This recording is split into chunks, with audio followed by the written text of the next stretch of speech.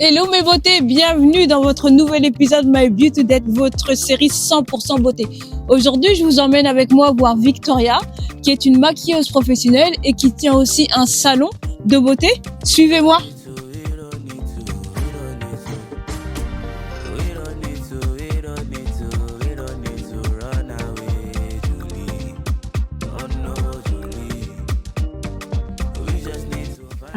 Hello Victoria. Yeah.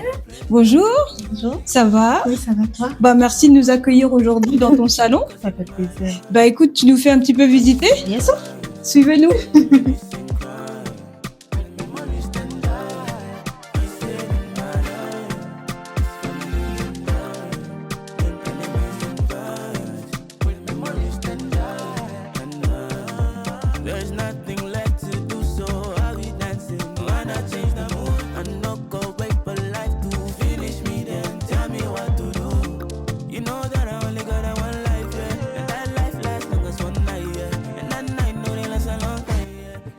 Hello Victoria. Allô, Comment ça va? ça va bien toi?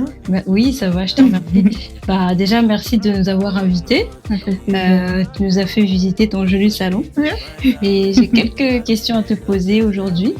Alors déjà, je me présente. Moi, c'est Nipsia.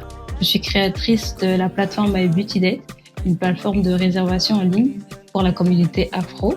Donc, je suis là aujourd'hui chez toi pour que tu nous parles un petit peu de toi. J'ai une petite question. Alors, d'où t'est venue l'idée du maquillage, de tout ce qui est soins de beauté? Alors, tout d'abord, le maquillage, ça fait plusieurs années que je fais ça. Et en fait, de façon anecdotique, c'était suite au fait que je n'ai pas aimé des maquillages qu'on avait exécutés sur moi pour des événements importants. Ok. Et le maquillage, ça faisait longtemps que j'aimais ça. Et j'ai décidé de prendre des formations pour pouvoir faire du maquillage. Mais le maquillage, je voulais pas qu'il y ait cette connotation de masque. Et ma préférence a toujours été le maquillage naturel. Et je voulais faire transmettre un message aux femmes que naturellement, elles sont belles parce que Dieu les a créées naturellement belles. Donc, c'est parti de là, il y a plusieurs années de ça. Ok. Et ensuite, j'ai juste réalisé que ma mission, elle s'élargissait dans le bien-être de la femme en général. Donc, quand je faisais du maquillage, je mettais en lumière le fait de prendre soin de sa peau, d'où le fait de faire des faciales par la suite. Et là, justement, au fur et à mesure que le tout s'enchaîne, mais je vois vraiment que mon cœur est à prendre soin des autres à travers les dons que Dieu m'a donnés. Oh, wow. Ok. Donc, il n'y a pas que le maquillage. Tu peux nous dire un petit peu ce que tu fais, mis à part le maquillage. Donc, il y a aussi des soins. Est-ce que tu peux nous expliquer? Oui, d'accord. Alors, pour le maquillage, donc, je fais maquillage naturel, glam, marié. Je fais donc également des soins de peau, des faciales de base. Et je fais également du coaching. Donc, accompagnement mieux-être, où est-ce que je prends le temps de discuter avec les clientes de leurs objectifs santé et tout. Puis du coaching en confiance en soi. Et ça, j'ai développé ça tout récemment. Oh, wow. Okay. Donc, je développe mon entreprise au fur et à mesure dans cette optique-là d'aider la femme dans la meilleure version d'elle-même. Oh, wow. Donc, un beau panel de formations. Le maquillage, le coaching, les soins de la peau.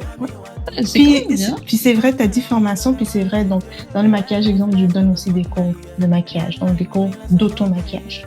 C'est quelque chose que j'ai oublié d'évoquer. Les filles, si vous avez besoin, elle est là. Elle maquille très très bien. Je suis déjà passée sous ses pinceaux. Vraiment là, je vous la conseille. C'est un bon modèle aussi. Merci. Mais c'est toi la pro. Donc, c'est elle la pro, c'est Victoria la pro. C'est elle qui m'a transformée. Pas aujourd'hui, mais je vous montrerai des photos. Qu'est-ce que pour toi l'entrepreneuriat? Est-ce que tu peux nous donner quelques petits tips au niveau de l'entrepreneuriat? Alors, pour moi, l'entrepreneuriat, c'est tout d'abord, tout le monde n'est pas appelé à entreprendre, mais j'ai l'impression que beaucoup ont des aspirations. Et du moment qu'on aspire à quelque chose, c'est de notre devoir de se former ou d'aller chercher les ressources nécessaires, mais surtout de travailler sur soi. Parce que ce qui se passe, c'est que des fois, on veut se lancer, mais la personne que l'on est n'est pas prête, en fait. Fait qu'il y a tellement de choses à travailler à l'intérieur de soi. On le sait, des fois, c'est nos pensées limitantes.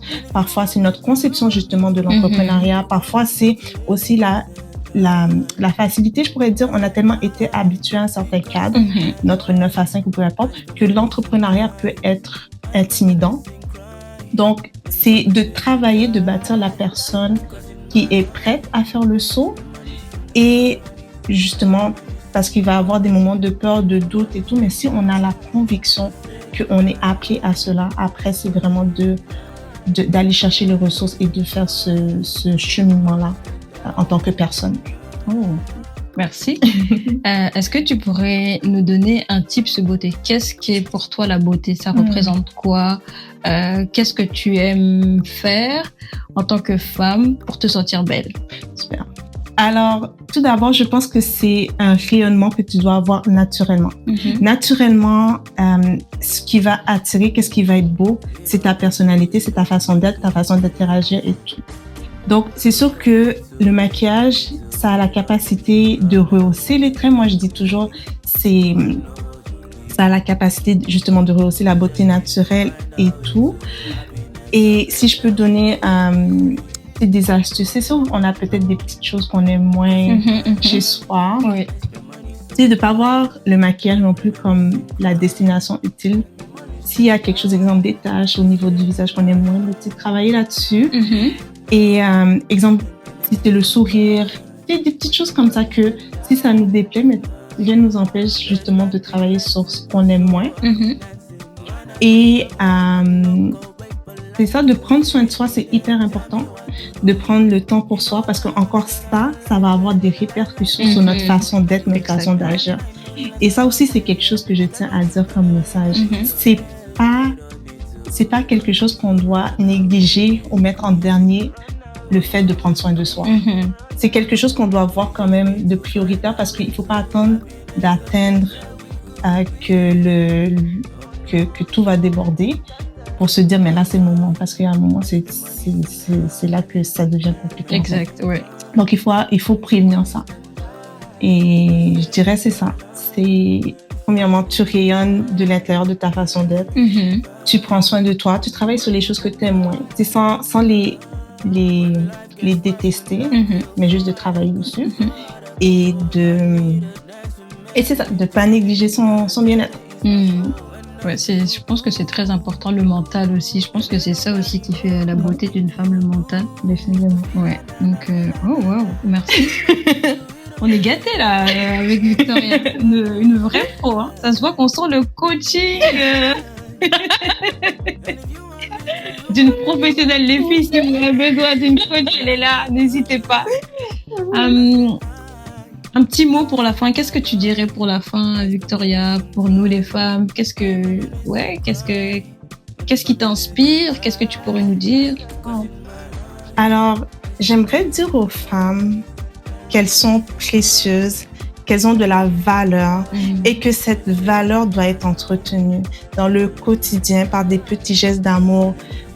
On le mérite. Puis en prenant soin de soi, on est plus en mesure de prendre soin des autres, plus en mesure de prendre soin de son entourage. Parfois, on se met de côté, on se met les dernières et pourtant, investir en soi, il n'y a pas de meilleur investissement que d'investir en soi, en son potentiel, en son bien-être. Donc, je dirais que ce serait quelque chose que je voudrais vraiment qu'il passe comme message auprès des femmes. Donc, c'est essentiel. Bon, les filles, le petit mot pour la fin, c'est prenez soin de vous. Misez d'abord sur vous avant de miser sur les autres. Voilà. Tout à fait. Merci Victoria pour cet entretien. En tout cas, on a passé un beau moment et je vous dis à la prochaine.